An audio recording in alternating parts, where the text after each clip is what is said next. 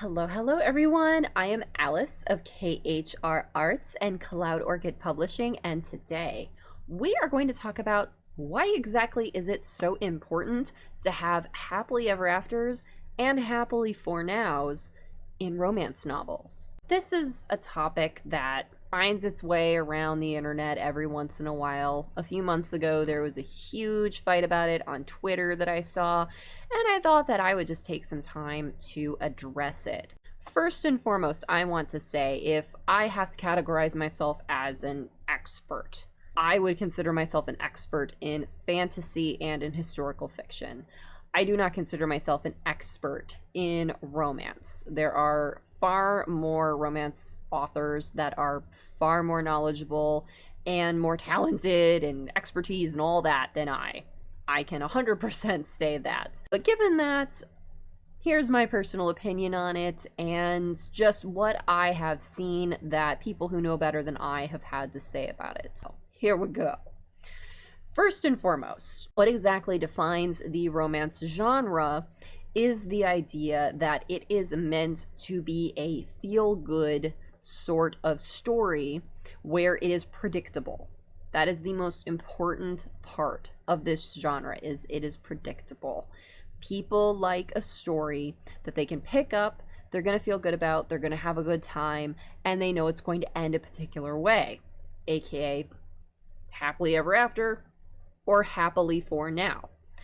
What that means is that they're more interested in seeing the journey that the characters are on in order to get to that ending. The idea is that the spoiler is not the ending of the story. We already know how the story is going to end.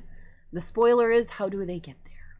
That is what our readers want to know, and that is what is so important about this particular genre. Now, every once in a while, there will be writers who will dip their toe in the romance genre and think that they are groundbreaking, earth-shattering, gonna shake things up, and they write a romance novel that does not have a happy ending, and then they wonder why the whole internet comes after them and blows up their Goodreads and Amazon pages.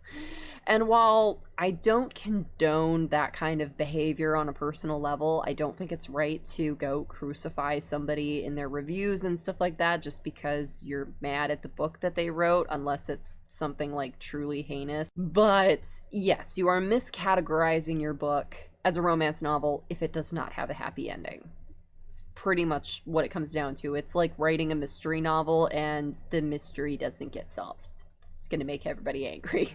So don't do that. But yeah, it's not making you edgy or, you know, groundbreaking or anything like that. You're just writing in the wrong genre. You're mislabeling your book is really all you're doing, and you're going to give your reader an incorrect expectation and make them upset is really what's going to happen with that. So that's why the happily ever after and happily for now are so important, is because they're the cornerstones of the genre.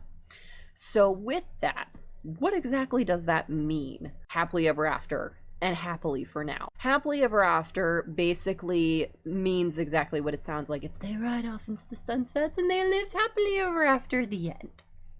It's tying the little bow on the story. It's the end. They're happy. They live their life. They ride off into the sunset. Yay. All that happy stuff. Happily for now is a little bit more loosey-goosey, and this can be for if you are writing a series, so the story is going to continue into another book, so it's happily for now because it's not the end, they're just happy right now, and then more stuff is going to happen, and in that book, the next book, it'll be stuff will happen, and then they will have some sort of happy conclusion, whether it's happily ever after finally, or it's another happily for now and the story continues, or whatever. It can be used in that capacity that the story has not ended, the story is going to continue, but for now, they come to a happy resolution for the particular end of this book. Another version of happily for now is, essentially kind of for those people that don't necessarily want a happy, super pretty, super tied up ending. If they want it to be, this is as good as it's gonna get, kind of idea, where it's still a happy resolution, but it's not that magical and they lived happily ever after sort of thing. That's kind of the happy medium with that, is that you have to give the reader some sort of happy in the ending, but you don't have to have it be all sunshine and rainbows. You can have a little bit of darkness, a little bit of sad, whatever in there. It just, you have to give them something, is really what it comes down to. There has to be some sort of resolution, and there has to be some happy in it. It's very simple, y'all. It's very simple. Those are kind of the key ingredients in this genre. Now that we've defined what exactly those two very key terms in the genre are, how exactly do we get there, and how exactly do we do that without it just sounding contrived and formulaic? Well, that's really where the meat of the genre is that it's the idea of we all know how the story's going to end. That's not the important part. The important part is the journey that the characters go on to get there. So that is the part in how you make your story an actual story and not just a plus B equals happy formula. And how I've done that with my stories is that I bring some pretty grim realism into my particular brand of romance novels. That's just personally how I have chosen to write them. They are definitely not in the cozy genre. And yes, that is another genre. There are different specifications in the romance genre. So romance is like the umbrella, and then there's subgenres under that, and one of the main ones is the cozy subgenre. And what that means is that is the subgenre where it is the most fluffy, happiest, feel goody, yay sugar cookies kind of story. It's the kind of story that you think of when you think of the stereotypical romance book, is the cozy genre. Whereas there are a lot of other genres. There's paranormal romance, there's, I know werewolf romance has gotten really popular lately, that whole alpha mate thing that's been really popular recently. There's the billionaire genre where some rich dude woos some poor, college dropout girl, whatever. There's so many genres. There's so many different genres to pick from. And personally, I've just been kind of exploring a more, what if we take these very real, grim, everyday sort of situations that people have to deal with, and what if we give people the ending that they really wish they could have? Because you know what? Real life doesn't guarantee happy endings, and it's a big part of the reason why people read this genre, is because we aren't guaranteed a happily ever after in our own lives. So reading about it makes you feel a lot better about that, being able to kind of live vicariously that way. So that's what I do with my books, is that I kind of give people, here's these very real situations that people deal with that suck, and I'm going to give you either a happily ever after or a happily for now as a part of that grim reality, that, you know what, just because life is hard and life can suck, that doesn't mean we can't find some joy in it, is basically what I'm trying to accomplish with these books. And I talk a lot more specifically about that in my videos, how I wrote Tearing Down the Wall and how I wrote Freya's Baby and Freya's Baby Shattered. I get into a lot of the why I wrote those books and how exactly I went about that. I have the links in the description below, so be sure to click on those to hear all about that. But in general, I would definitely say that the subgenre that I write is definitely grim reality. You may ask yourself, well, what exactly would a happily ever after look like in a grim reality? That just sounds awful, right? Well, yes and no. So for Tearing Down the Wall, and here's the biggest thing, is I can tell y'all the spoilers because we all know they're not spoilers. And if you don't want to hear it, you can just click down the way a little bit and miss this whole part, and I'll have the video broken up so that you can see what the next part of the video is, that you can just click out of this, out of the spoiler zone. But we all know the books have happy endings. We all know the expectation of the happy ending that's going to happen. So Tearing Down the Wall, happy ending. Freya and Alex get married and live happily ever after college. That's their happily ever after. They get that. They have to go through a lot of bad to get there, but they get there. Freya's Baby, High school teenage pregnancy? That's pretty grim. It's pretty hard to deal with. But you know what? They become a family and they have that baby together and they live happily for now because I'm in the process of working on the sequel, Learning to Walk. So that's a happily for now because the story continues. Freja's baby shattered.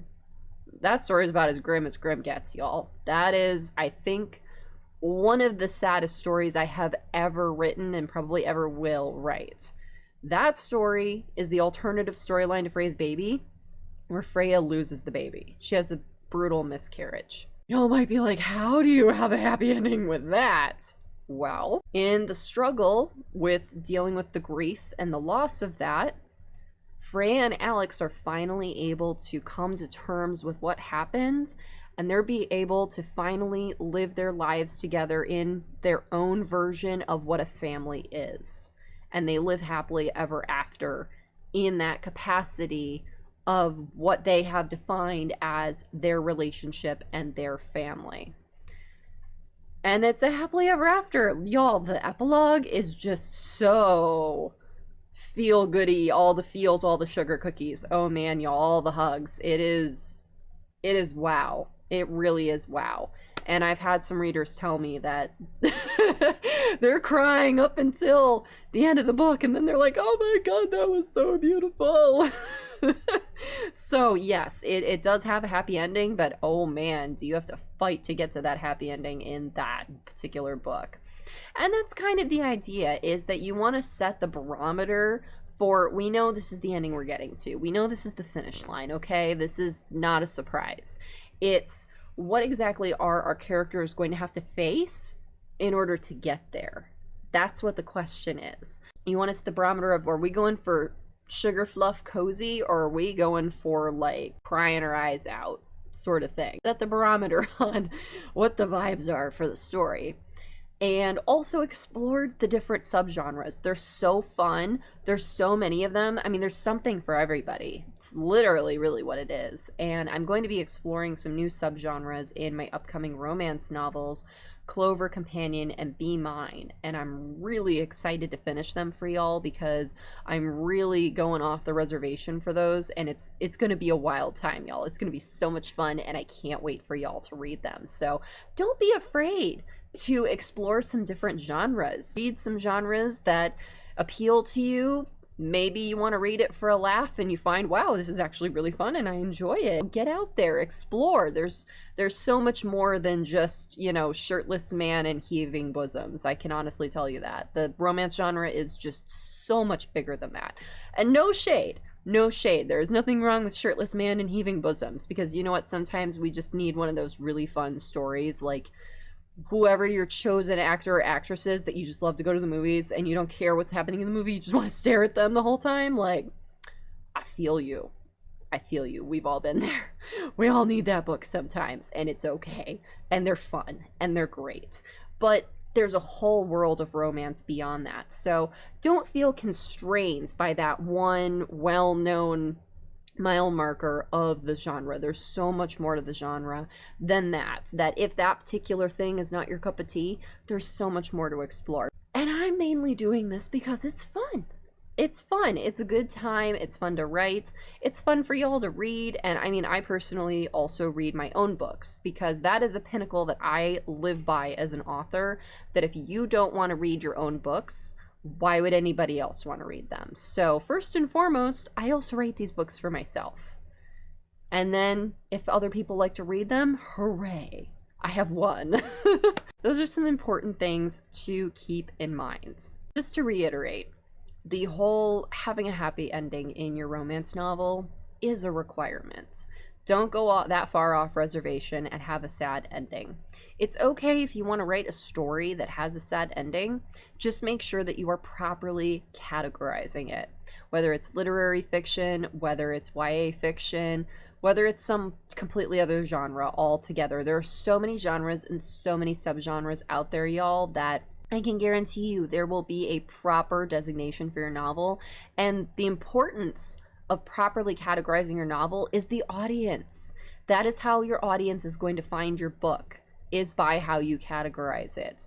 Trust me, People who read romance novels may not necessarily want to read a really super gritty literary novel. And if you miscategorize it, the people who do read it are going to be very disappointed because it is not what they were expecting in a very bad way. And then you're losing out on your real audience, the people who would have actually enjoyed your book but are not going to pick it up because they don't typically read romance novels. They typically read gritty literary novels. Make sure that you are properly categorizing your books so that you properly reach your audiences. Because that's the whole point of why we write these, y'all, is so that people can read them. And if you're not categorizing it right, people aren't going to be able to read them. Do yourself that favor. I hope this has been helpful, y'all. I highly recommend reaching out. There are some really great romance novel communities, especially on Twitter. If you are looking to dip your toe into that pond, it's a fun place to be. But, you know, make sure that you're also respecting the genre and the hallmarks that make it what it is. So I hope this has been helpful for y'all. I want to thank y'all so much for tuning in. Be sure to give this video a like. And yeah, if you haven't subscribed, please be sure to give it a subscribe. All right, y'all. Thank y'all so much for watching. Take care. Bye-bye.